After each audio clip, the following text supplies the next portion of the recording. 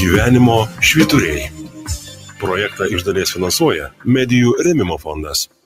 Šiandieną mūsų laidos svečias aktyvus visuomenininkas Michailas Andrijanovas. Šis klaipėdietis daug metų kovoja su socialinę pagalbą turinčiais teikti biurokratais ir pats aktyviai padeda gyvenimo nuskriaustiems žmonėms. Prieš 4 metus įsikūrė socialinę pagalbą teikiančią viešąją įstaigą Veik fondą, kuris bando padėti bėdoje atsidūrusiems žmonėms, bet apie viską iš pradžių.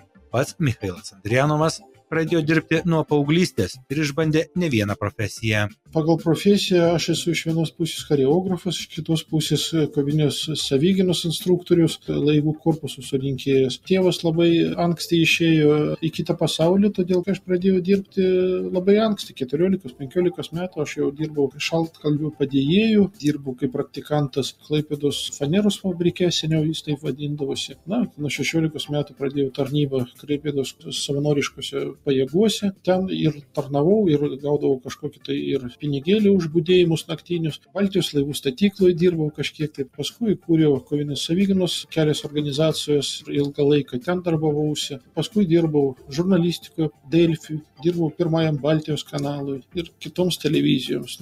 Paskui, kada jau nusprendžiau, kad vis dėlto tą žurnalistinę karjerą reikėtų kažkaip tai baigti, net ir pilnai pasidaviau humanitarinę veiklą, tikriausiai, socialinę veiklą.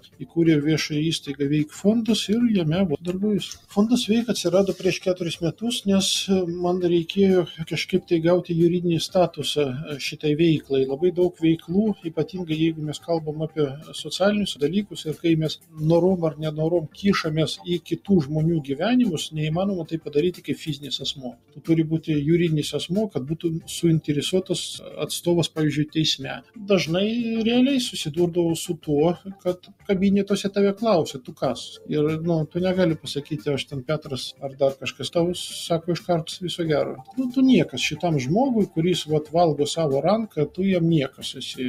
Ir ko tu čia lendi, viskas yra gerai. O kai tai iš viešo įstaiga, juridinis asmuo, jie jau kitaip privalo atsakyti į tavo. Paklaustas, kas jį paskatino imtis aktyvios socialinės pagalbos veiklos, pašnekovas teigia, kad tai yra įgimta ir to turbūt jam labiausiai reikia pačiam. Jeigu kalbėti apskritai apie šitokį socialinį judėjimą, norą padėti kitam žmogui, tai mano filosofija ir dėja jau praktika, galbūt aš karts nuo karto nuo jos ir norėčiau atsisakyti, bet taip jau nėra, nes tai yra kiekvieno žmogaus prigimtinė savybė, tokia pat savybė kaip kvėpuoti, vaikščioti į tualetą arba noras valgyti. Mes tiesiog kartais apie tai pamirštam.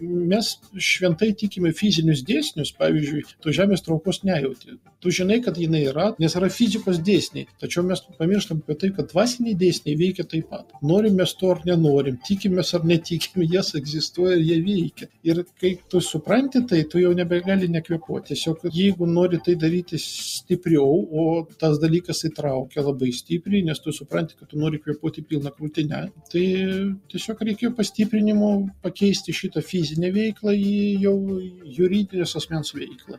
Kalbant iš šitos pusės, tai galim drąsiai pasakyti, o kas yra naudos gavėjas, moralinės, sakykime, naudos gavėjas. Ir jeigu šitoje vietoje nemeluoti nei sam, nei kitiems, reikia pasakyti, kad tai reikia man pačiam. Mes su žmonėmis, kurie daugiau dalyvauja Veik fondo veikloje, mes prie tos formuluotės ir prieinam. Jeigu tu padedi kitam, tai reikia ne tiek tam žmogui, kuriam tu padedi, kaip tau pačiam.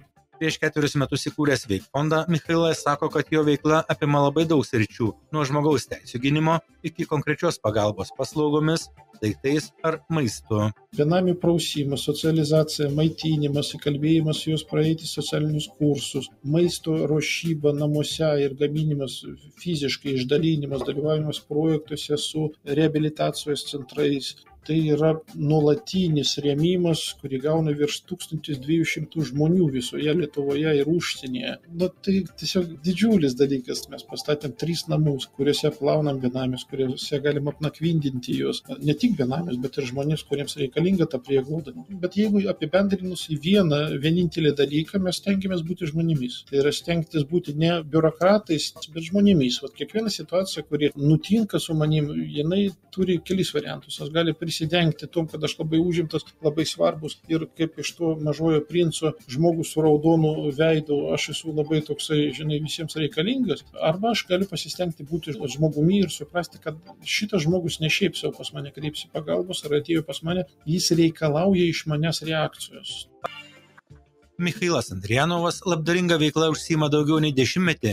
Tai kasdien reikalavo vis daugiau laiko ir resursų. Todėl prieš 4 metus jis nusprendė įkurti viešąją įstaigą Veik fondą, kuris išsilaiko žmonių gerumo dėka, o paramą čia gauna dauguma apsilankiusių. Jeigu kalbėti apie organizacijos veiklą būtent paramos skyrimo, tai mes žiūrim į mūsų sandėlį kaip į pašto skyrių, į kurį ateina žmonės, kurie nori pasidalinti savo širdies šilumą. Dažniausiai jie nežino, nes mūsų viso pagalba yra anoniminė, jie nežino, kam jie padeda. Tačiau jie to ir yra vertingi, kad jie, Biblijoje parašyta, kad nuo širdies pertekliaus pradeda kalbėti lūpos. Tai šitoj vietoje nuo savo vidinio šilumos pertekliaus jie nori ją dalintis. Jie dalinasi ten drabužių, batų pavydalį ar kanceliariniam priemonėm. Ar dar mūsų užduotis kaip paštininkas tiesiog tikslių adresų perteikti šitą dovaną. Be abejo, mes turim labai atidžiai peržiūrėti tuos žmonės, kurie gauna šitą paramą. Iš 10 atvejų 8 padedam, 2 atsisakom, statistiškai.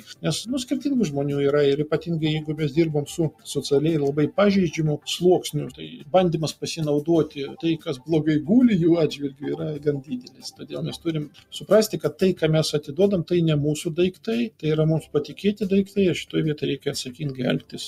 Manęs dažnai klausia, iš ko jūs gyvenat, ir ar galima išgyventi, nes čia dideli kroviniai juda, jeigu vienas siuntinys sveria iki 20 kg, o mes per mėnesį išsiunčiam 60 ir vienos siuntos, jeigu yra savikaina apie 200 eurų, dauginkime 60 per mėnesį, tai daryti iš ko? Žmonės klausia. Ir atsakymas paprastas, mes juokimės iš to, bet taip yra iš tikrųjų, mes nevogiam. O kai nevogia, atsiranda tiek daug laisvų pinigų.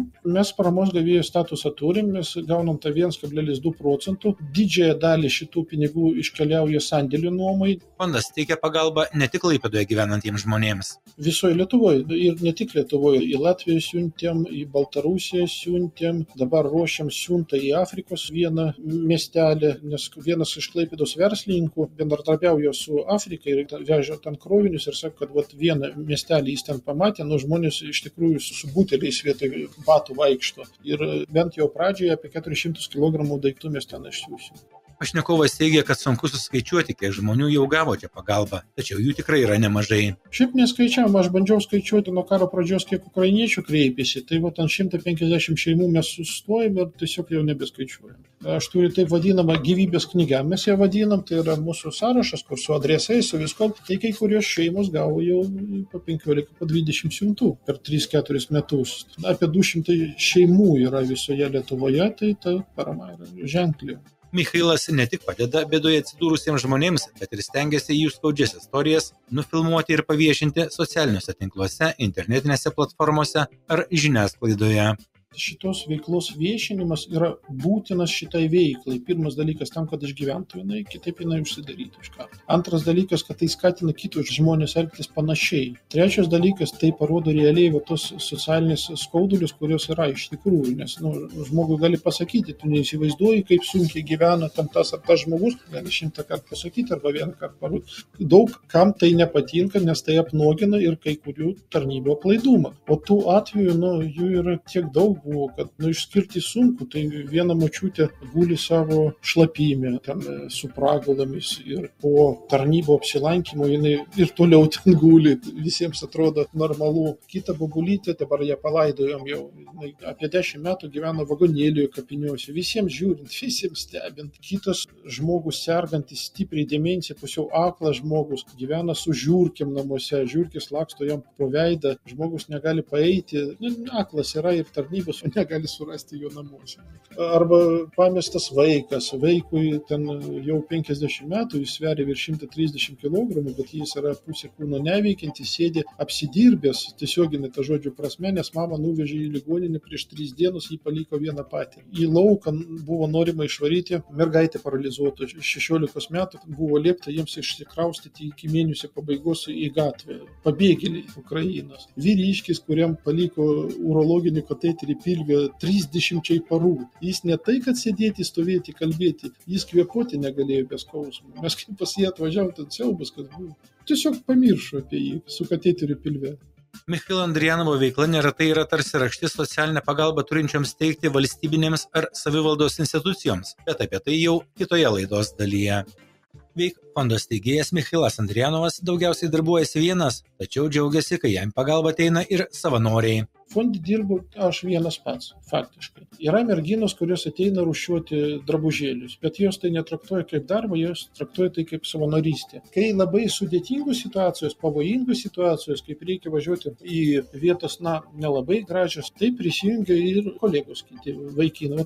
Labiausiai dabar dirbom mes įspaidai su išvežiojimu, su maistu ir pavojingom situacijom. Viktoras Sedlieckis, žinomas klaipėdietis, policijoje atitarnavęs 30 metų ir dabar pilnai, absoliučiai visi žmonės, kurie ateina į Veik fondą, pradeda su juo bendradarbiauti, iš pirmo ieško naudos. Ir jie ieško iš geroširdingumo, sako, galima padaryti produktyviau, geriau, galima šitus daiktus parduoti ir nupirkti saldainių vaikams. Bet aš sakau, kad ten, kur yra pinigai, jau nebėra meilės. Jeigu tu kažką tai darai už atlygį, tu gali gerą darbą atlikti ir dirbti gerai, būti profesionalu, bet mylėti už pinigus negalima. Nes šita veikla vyksta su žmogumi, o žmonės, kuriems mes padedam, jie tiesiog mums padeda pasikeisti patiems.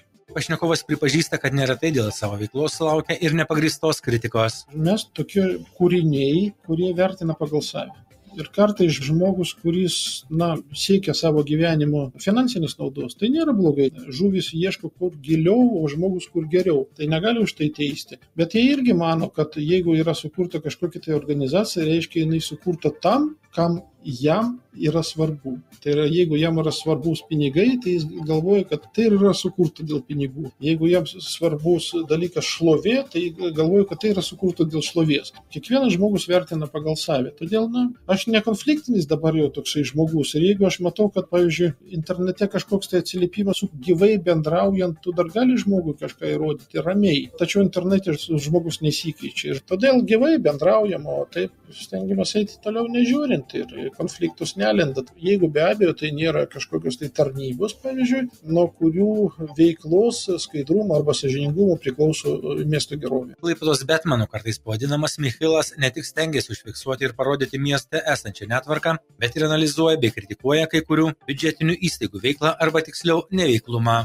Tik tai tada, kai šitos valstybinės institucijos kenkia žmogui. Mes važiavom pas vienos aklos babulytės, kuri paskambino, sako, Michailai, aš bijau sudegti. Mes atvažiavom pažiūrėti, pas juos traškėjo visus rozetės. Jinai bandė kažką įkišti rozetį, iš ten šviesos nedegė, o jinai praktiškai 90% akla. Tai yra, jai tos šviesos gyvybiškai svarbios kaip orientyrai. Jinai kreipėsi į vieną iš tarnybų ir jai pasakė, kad jums reikia pagalbos, mes jūs atsiųsim elektriką po 2 mėnesių. Ir tą pačią dieną šitoje įstaigoje vyko seminaras už berods 3 ar 4 tūkstančius eurų su pavadinimu, kaip padaryti silpnaregiams labiau prieinamas socialinės paslaugos.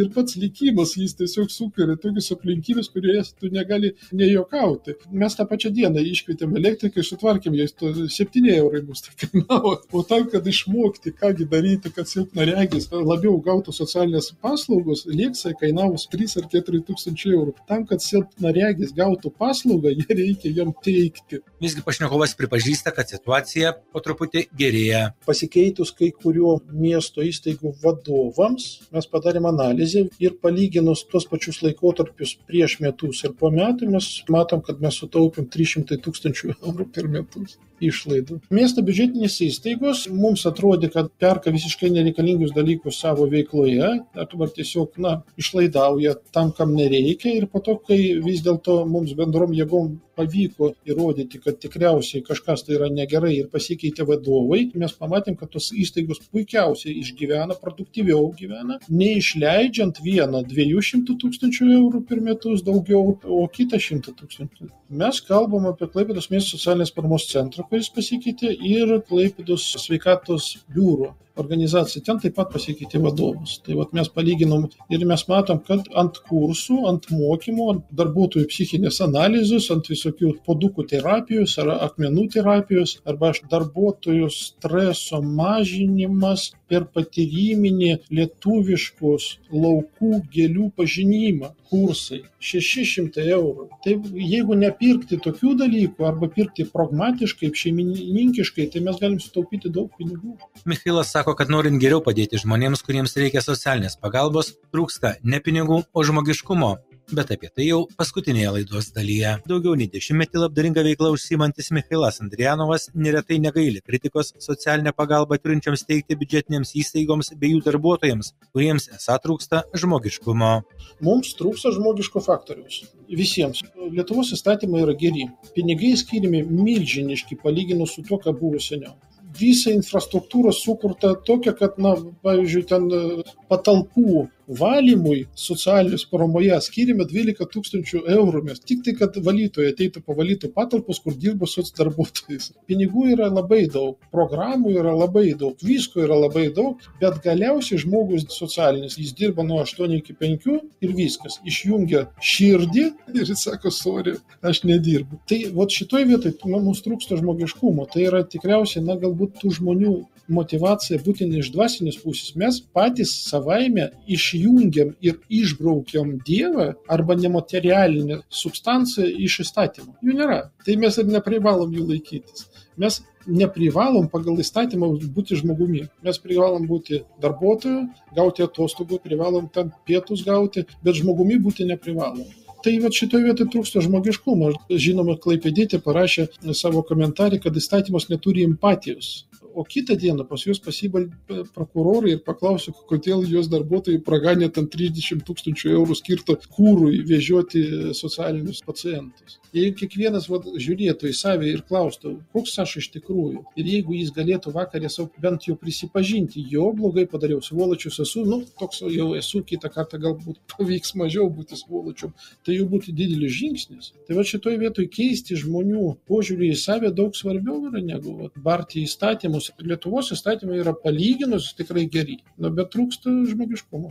Pašnekovas visgi džiaugiasi, kad dauguma eilinių žmonių yra labai empatiški ir pasiruošę prisidėti prie pagalbos teikimo. Pirmieji bėga padėti, netgi kartais nežiūrint, kam jie bando padėti. Tai yra vidinis resursas, šilumos širdį yra labai didelis. Bet nuo meilės iki neapykantos vienas žingsnis. Ir mes taip pat stipriai savyje užauginam neapykantą. Tai reiškia, šita meilė pas mus atsiranda fragmentaliai. O mums reikia, kad jinai būtų fundamentaliai. Mes turim būti sukurti iš meilės. O jeigu mes, kai tas fliugeris papūtė vėjas į vieną pusę, atsisukam į meilę, papūtė į kitą, tu svoločius, aš tai neapykantos žiauriai daug. Bet tai parodo tik tai, kad širdis tuščios. Jos labai greitai pradeda plakti, kaip pas Gorkiaus Danko yra toksai personažas, kuris išplėšė iš savo krūtinės degantį širdį, kad apšviesti ten čigonams kelią. Tai mes sugebam tai padaryti, pasiaukoti labai greitai. Kai man reikia, pavyzdžiui, surinkti kažkokių tai pinigų ten vežimėliui, neįgaliajam ar maistui, tai atsiranda momentaliai. Aš nespėjau uždaryti netgi to rinkimo, kad nepririnkti daugiau.